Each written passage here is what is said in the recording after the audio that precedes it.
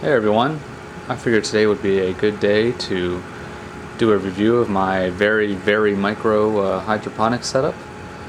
As you can see, I'm actually using a 3-gallon Marineland aquarium to see how small I really could go and what items I really could use and get away with actually growing vegetables without too many hiccups or any problems. And so what you see here is kale. This is about a month in.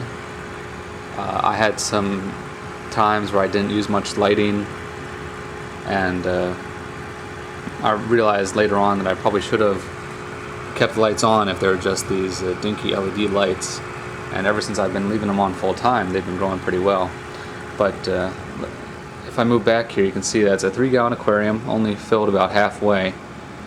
I have an air pump hooked in here to provide oxygen to the roots, and as you can see, I used a rapid rooter system in what's called a lettuce raft.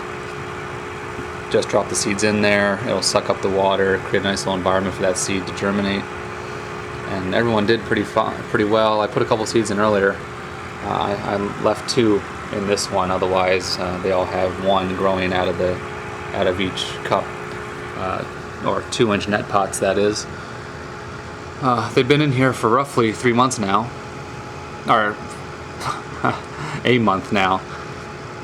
And you can see that the roots are doing fantastic. Looks like a little bug got in there somehow, poor guy. But the roots are just going crazy. They love the oxygen. They took in some Maxi Grow at one point. I helped them out a little bit, but the roots keep on growing. The leaves keep on growing.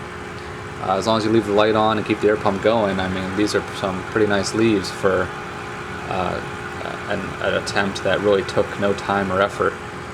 The aquarium was left over from fish after I just cleaned it out, hooked the air pump back up.